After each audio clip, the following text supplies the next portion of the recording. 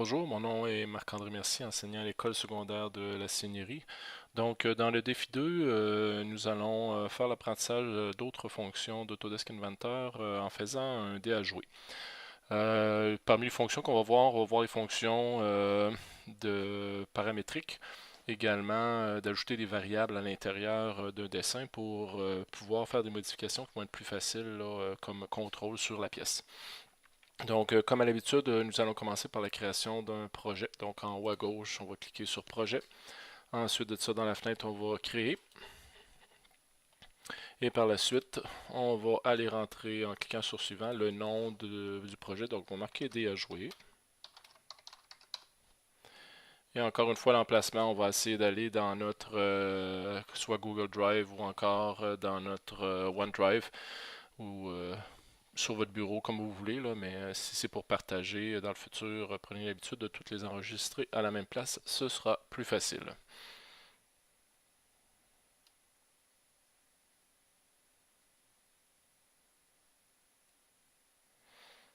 Donc moi je vais aller enregistrer dans mon Google Drive, dans mon dossier Inventor, et je vais créer un nouveau dossier que je vais appeler Dé à jouer.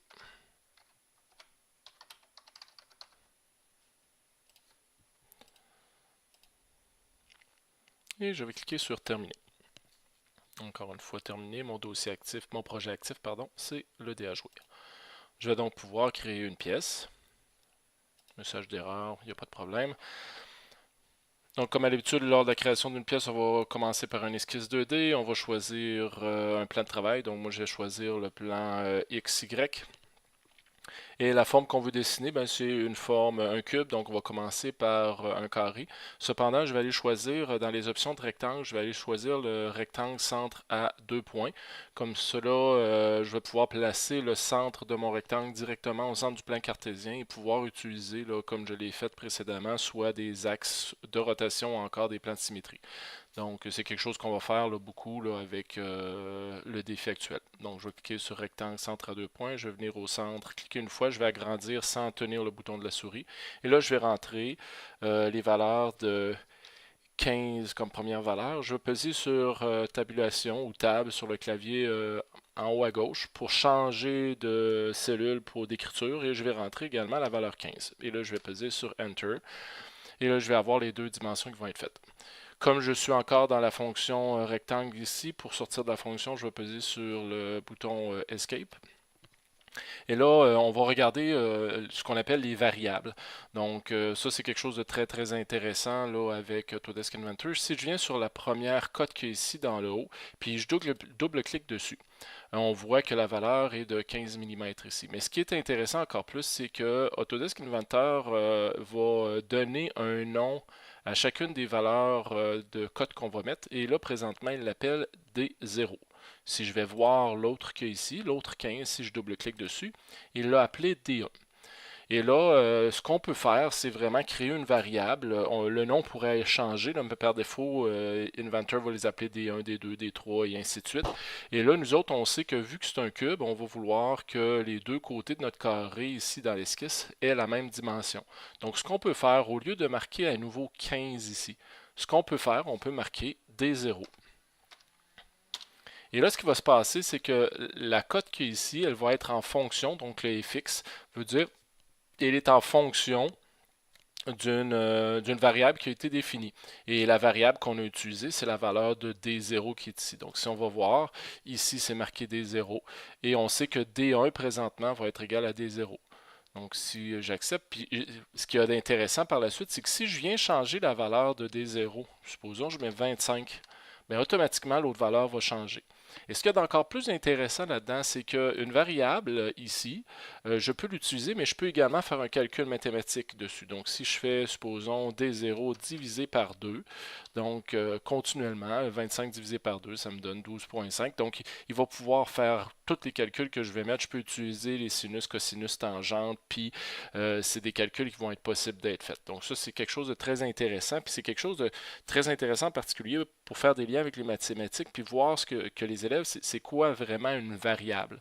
Donc, nous autres, on veut que les deux valeurs soient égales, donc je vais revenir ici, je vais marquer mon 15, et dans la valeur qui est ici, ce que je vais faire, une autre façon, au lieu d'écrire des zéros, ce qu'on peut faire, on peut juste venir cliquer sur la valeur, la variable qui nous intéresse, et l'ordinateur va l'écrire pour nous. Je pèse sur Enter et là, je vais avoir mes deux valeurs. Pour le dé à jouer, ce qu'on va faire un dé paramétrique, ce qui veut dire que pour toutes les autres valeurs de dimension qu'on va utiliser dans notre dessin, on n'entre pas de valeur numérique. Ce qu'on va faire, on va faire un calcul en fonction de D0. Et si on a bien fait notre dé à la fin, si je change la valeur de D0, ben, toutes les autres dimensions devraient changer proportionnellement au calcul qu'on va avoir demandé à l'ordinateur de faire lorsqu'on va avoir défini nos codes. Donc ici, compte tenu que c'est terminé, on va terminer l'esquisse. Et là, ben, on veut avoir un cube, donc il va falloir que l'extrusion qu'on va faire, donc si je m'en viens sur extrusion, l'extrusion, on va vouloir qu'elle soit de 15 mm. Mais encore une fois, on veut que ce soit paramétrique, donc ce qu'on va écrire, on va écrire des zéros. Et là, automatiquement, l'ordinateur va comprendre que c'est 15 mm qu'on veut faire. Ce qu'on va utiliser également, c'est qu'on va utiliser une extrusion symétrique. Donc, on se rappelle ici les 4 petits icônes. Donc, je vais choisir symétrique. Et à ce moment-là, il y a autant de matière d'un côté que de l'autre. Et là, l'avantage, je vais vous le présenter, ce ne sera pas long, c'est qu'on va pouvoir utiliser les plans de symétrie. Donc, si je viens ici, puis je vous présente, dans l'origine, j'ai cliqué sur la petite flèche là, qui est à gauche. Ben, présentement, vous voyez que le plan, si je le mets visible, là, juste pour le besoin de la cause, pas de besoin de le faire, mais on voit qu'il est en plein centre d'une des faces du cube. Mon plan XZ également et mon plan XY est également au centre du cube. Donc, ces plans-là vont pouvoir être utilisés pour faire des symétries un petit peu plus tard. Ou encore, mes axes, là, je ne les ferai pas apparaître, mais mes 3 axes peuvent être utilisés aussi pour faire des réseaux circulaires. Donc là, je vais tout simplement enlever, là, pour l'instant, la visibilité. Donc, je fais un clic droit, j'enlève la visibilité des 3 plans, mais on va les faire réapparaître tout à l'heure. Donc, ce qu'on va faire, on va venir faire notre dé là, on va commencer par la face avant. Donc, je vais venir ici, je vais cliquer sur la face avant, puis je vais venir faire une esquisse. Donc là, on veut faire des trous sur notre dé pour les chiffres de 1 à 6. Donc, je vais venir chercher un cercle. Je vais venir cliquer dessus, je vais agrandir. Et moi, je veux un trou là, présentement qui va avoir un diamètre de 2,5 mm. Donc, avec les élèves, je leur dis ben, c'est quoi qu'on a besoin de faire. Donc, si j'affiche la calculatrice, ben, si on veut 2,5, ce qu'on va faire, on va venir calculer 15 divisé par 2,5. Et là, ce que ça va nous donner, ça va nous donner 6. Ça veut dire qu'il faut faire, dans le calcul, il faut faire D0 divisé par 6 pour que la valeur soit de 2,5. Donc ici, je vais marquer D0 divisé par 6. Et automatiquement, ce que vous voyez apparaître, c'est un fx 2,5. Donc, c'est la dimension de notre diamètre du cercle. Puis là, présentement, vu qu'on avait choisi le centre, ben, il est contraint complètement à l'intérieur de notre face. Donc, on va terminer l'esquisse. Et maintenant, on va revenir en vue isométrique pour voir qu'est-ce qui se passe avec l'extrusion. Donc, j'ai tout simplement cliqué sur le coin du cube ici pour le mettre en vue isométrique. On va cliquer sur extrusion. Et là, comme à l'habitude, par défaut, il va ajouter de la matière. Nous autres, on veut en enlever. Donc, on va venir ici, on va faire soustraction, donc le deuxième icône.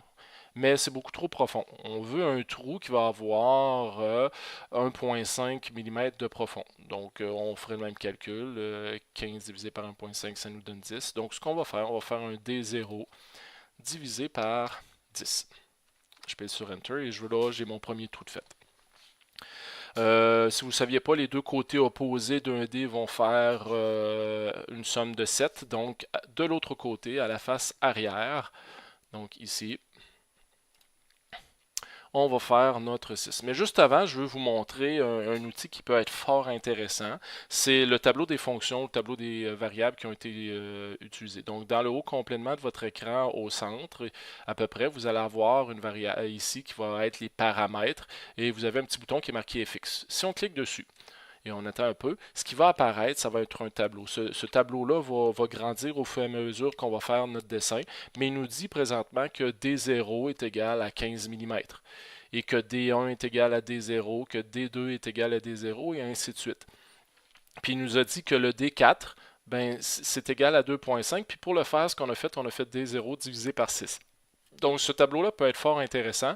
Dans le futur, ce qu'on pourrait faire ici, là, on pourrait même les renommer. Là. On pourrait marquer diamètre.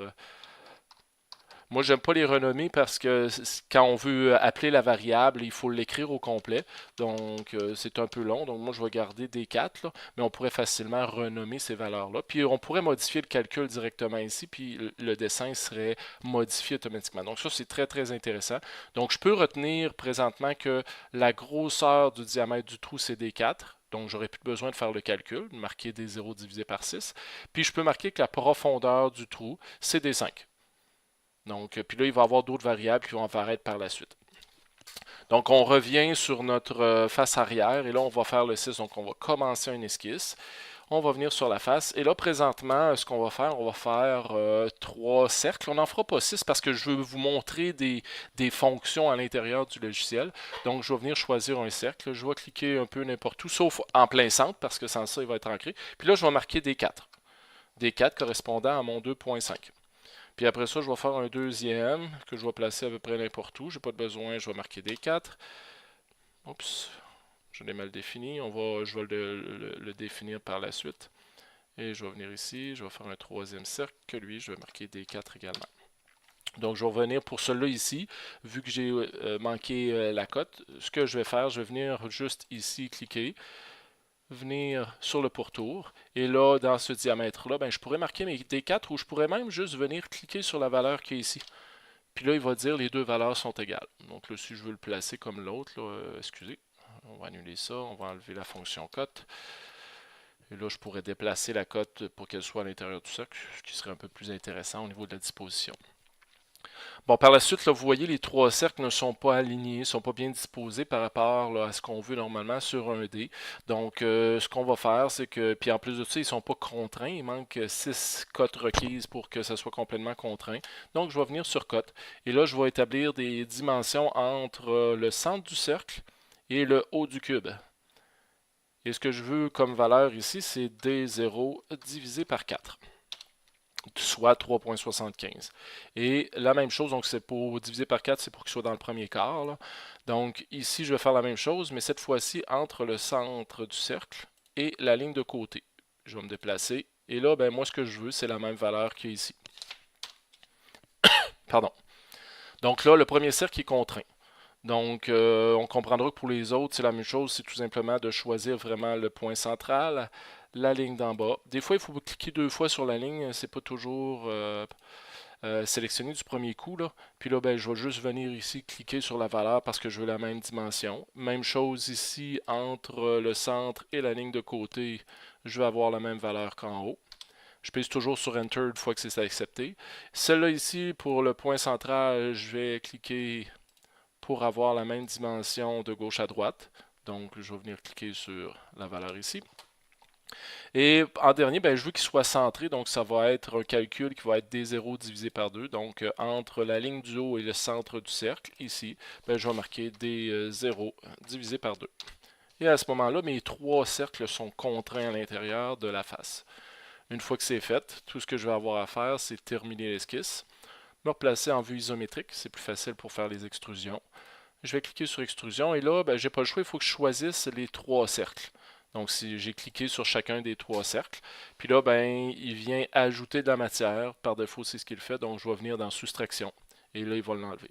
Puis ici, ben, il a utilisé la dernière valeur, qui était le 1.5 mm des 0 divisé par 10, ou encore, j'aurais pu écrire D5. Je ne sais pas si vous vous rappelez, tout à l'heure, c'est ce que je vous ai montré dans le tableau. Donc, j'ai pesé sur Enter, puis c'est correct.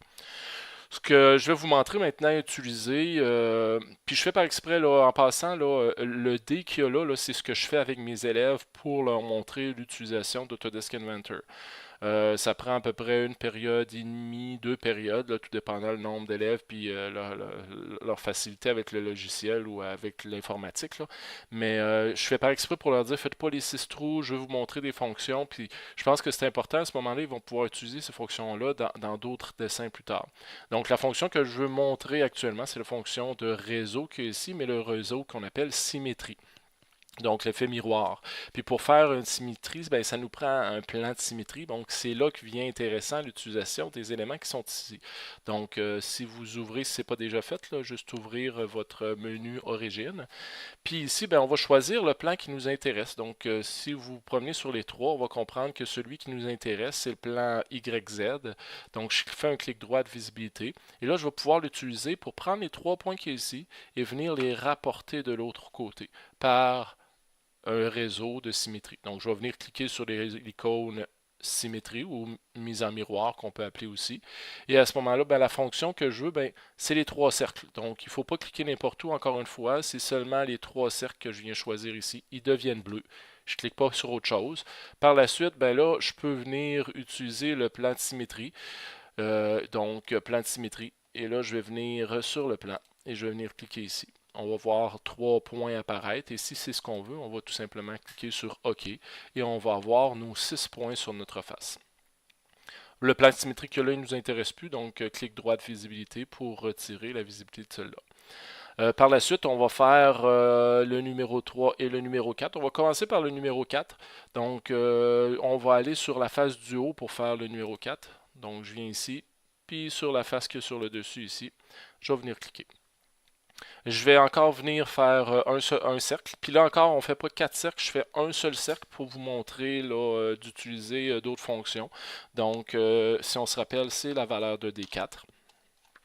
Si jamais vous n'êtes pas certain que c'est D4, ce que vous pouvez faire, je vous rappelle, venir sur FX et là vous allez voir, ok, bon, mon 2.5 c'était effectivement D4.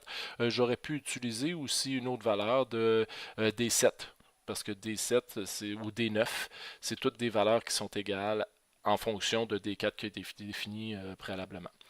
Et là, ben, pour la position, ben, je le veux dans les mêmes positions que l'autre. Donc ici, là, je sais que la valeur que j'ai besoin, c'est un D11, parce que je l'ai vu tout à l'heure apparaître. Et même chose de gauche à droite, entre le centre du cercle et ici, je vais mettre un D11. Donc, mon point va être, mon trou va être à la bonne position. Il est complètement contraint. Je vais terminer l'esquisse. Et là, ce que je vais faire, je vais utiliser l'extrusion pour faire le trou. Donc, avant de faire le réseau circulaire, on va essayer de faire toutes les étapes sur notre pièce principale et ensuite de ça, finir faire le réseau. Donc, extrusion, on vient choisir le cercle. Et là, ce cercle-là, ben, on le veut en soustraction. Et là, ben, mon D5 est bon, donc on va cliquer sur OK. Les réseaux, hein, c'est vraiment quelque chose de très intéressant. Lorsqu'on a plusieurs pièces qui ont les mêmes paramètres, ça vous permet d'avoir un contrôle plus facile. L'exemple que je donne toujours là-dessus, c'est supposons on veut faire une plaque perforée avec 100 trous dessus. Il y a plusieurs façons de le faire. Il y aurait une personne qui pourrait dire, ben moi je vais faire 100 cercles, je vais faire des extrusions sur les 100 cercles, puis après ça, ben mes trous vont être faits. Cependant, cette personne-là, lorsqu'elle va arriver pour dire, ben finalement mes trous, je ne veux pas de 2.5 mm, je veux de 3.2 mm, ben, il va falloir qu'ils prennent chacun des 100 cercles et qu'ils fassent ces modifications dessus. Avec un réseau, ben, si je fais les modifications sur ma forme principale, tous les autres éléments du réseau vont avoir les mêmes paramètres qui vont changer. Donc, on va venir sur réseau circulaire. Pardon. Ici. La fonction qu'on veut avoir. Non, j'ai oublié quelque chose, désolé. Avant, il faut faire apparaître notre point de rotation là, qui est ici au centre.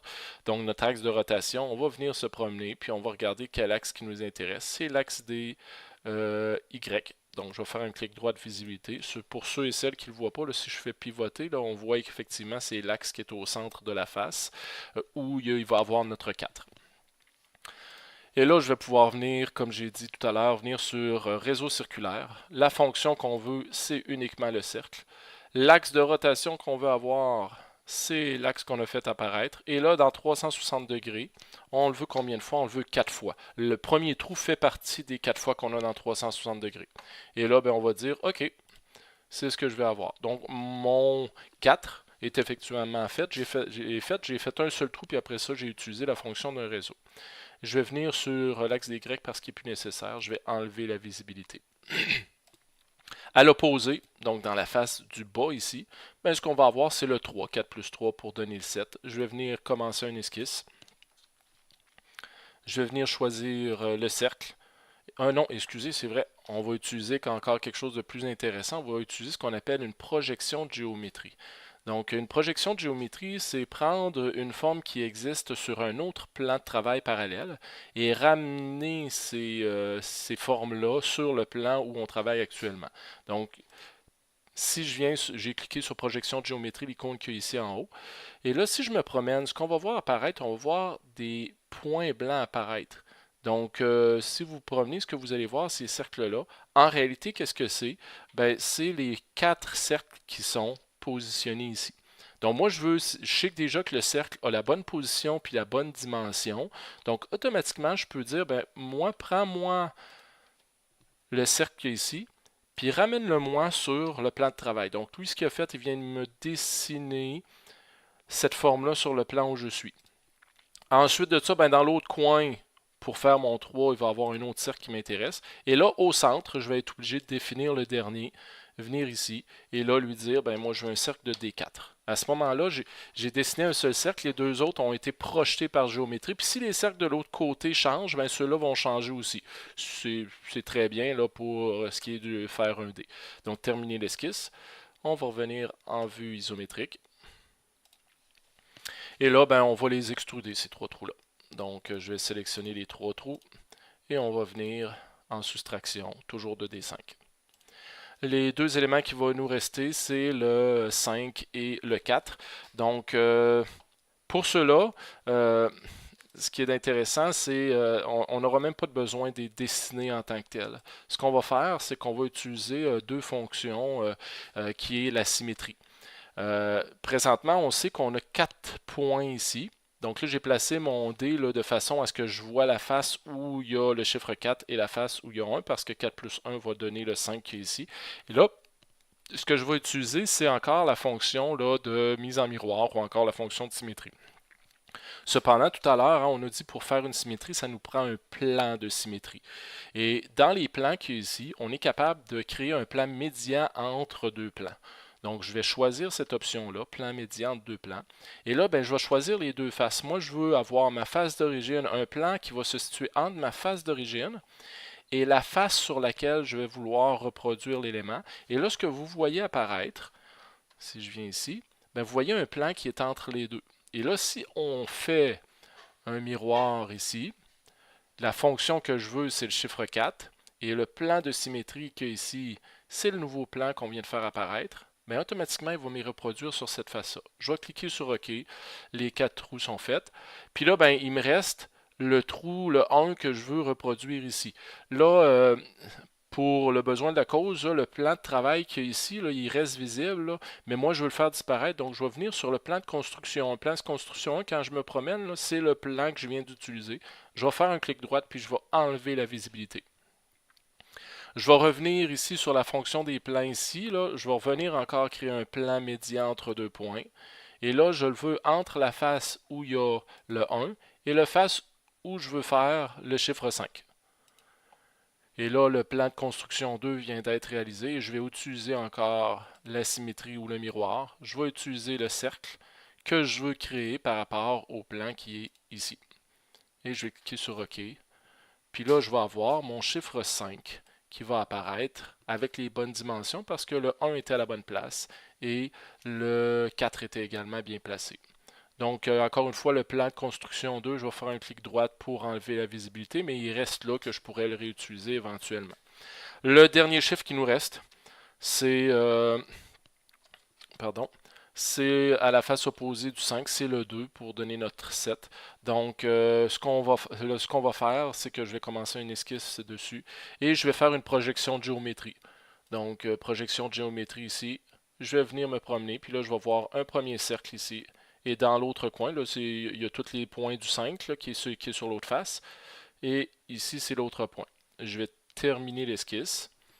Je vais revenir en vue isométrique et je vais venir faire l'extrusion des 2 points en soustraction. Donc, normalement, moi, quand je fais cet apprentissage-là avec les élèves, là, ce que je fais, c'est que je fais les faces 1, 6, 3 et 4. Et par la suite, je leur dis maintenant, faites les faces 5 et 2. Puis j'en discute un petit peu avec eux autres. Je leur demande bon, de quelle façon vous feriez le 5 par rapport à ce qu'on a vu. Il y a d'autres façons de faire le 5 aussi. Puis à la fin complètement, ben, je leur montre moi de quelle façon là, j'aurais fait la phase 5 et la phase 2. Ce qui nous reste à faire, ben, c'est un peu d'esthétisme. Là. On va faire des congés sur les arêtes. Donc, en premier, je vais sélectionner les arêtes de mon cube. Donc, je vais faire congé. Je vais venir sélectionner l'ensemble des arêtes de mon cube. Donc, celles qui sont visibles en premier. Et par la suite, je vais peser sur majuscule avec la molette, puis je vais pouvoir venir tourner mon cube. On se rappelle, hein?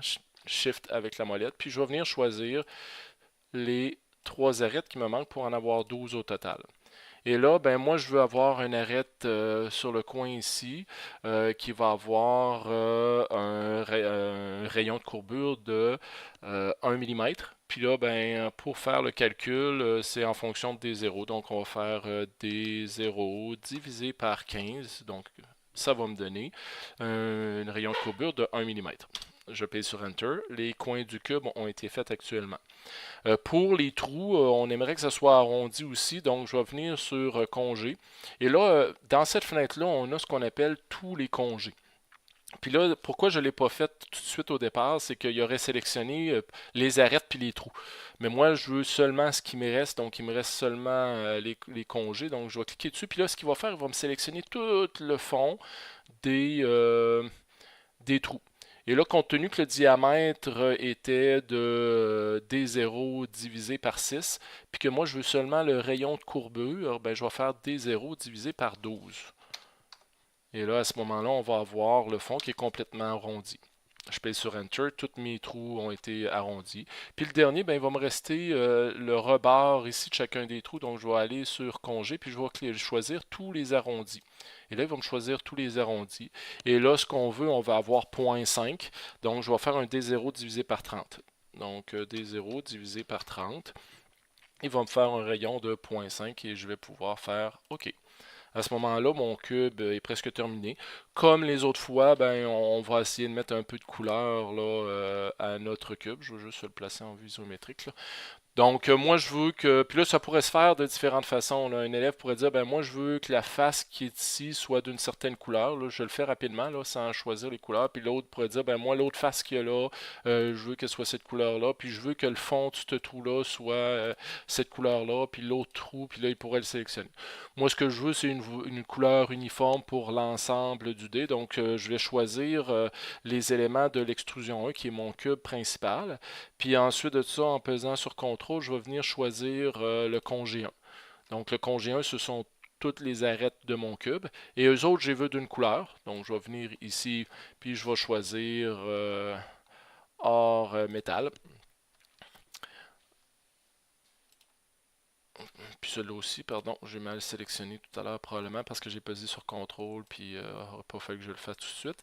Et par la suite, ben, je vais venir choisir congé 2 puis également le congé 3 qui sont mes trous. Puis eux autres, je vais toutes les définir comme étant d'un rouge, pardon, on va aller dans le bon sens.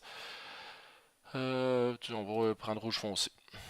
Avec celui-là aussi, parce que je l'avais défini avant, je vais revenir, puis on va faire un rouge foncé. Donc à ce moment-là, j'ai mon cube avec toutes les couleurs qui ont été faites. C'est sûr qu'en cours de route, vous auriez pu enregistrer là, les éléments si je fais le tour au complet.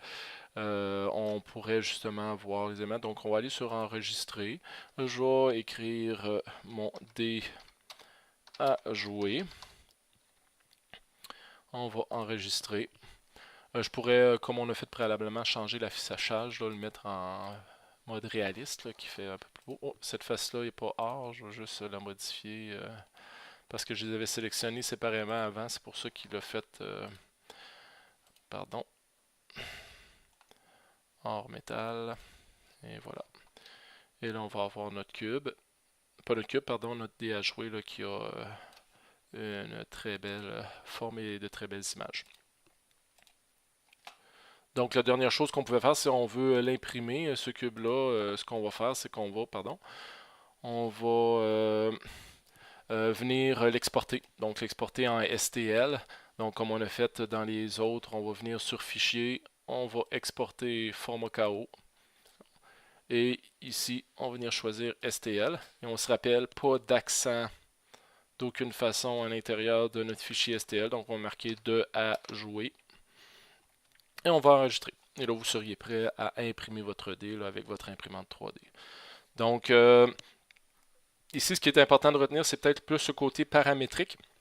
Si je viens montrer là, le côté paramétrique, ben, si je viens sur le tableau de fonction, puis je change la dimension qu'il y a ici, au lieu de 15, je veux avoir 60. Donc, une bonne différence entre les deux. Ben, on va voir que toutes les dimensions de mon dé ont changé, mais les trous ont changé aussi. Les trous ne sont pas restés tout petits. Vu que les trous étaient faits en fonction d'un calcul, en fonction des zéros, ben, en changeant des zéros, tous les éléments de mon cube. S'il y en a un qui n'est pas en fonction, ben peut-être que j'aurai un tout petit trou, puis à ce moment-là, j'ai fait une erreur. Même chose pour les congés. Vous avez vu, les congés restent proportionnels à ce qu'on avait fait parce qu'ils ont été faits en fonction des zéros à l'aide d'un calcul. Puis si je reviens ici, puis je remets ici la dimension de notre 15, et je termine, ben on voit encore une fois que notre dé là, a toutes les bonnes dimensions par rapport à ce qu'on voulait avoir. Pardon, je vais juste pivoter pour le mettre un peu mieux. Et voilà. Donc, comme devoir ou activité, là, vous allez avoir également une image paramétrique à faire. Elle va être un peu moins complexe que ça. C'est une punaise, mais la punaise qui va être importante en fonction des dimensions qui vont vous être données là, sur le plan, c'est de la rendre paramétrique. Ce qui veut dire, lorsque vous allez faire votre dessin, il faut que les calculs que vous fassiez soient en fonction de votre première dimension et tout le reste devra pouvoir être modifié en changeant la première dimension de la même façon que je viens de vous montrer là, avec le dé à jouer. Donc, amusez-vous bien là, avec cette la deuxième partie, là, le dessin de la punaise là, pour ce deuxième défi.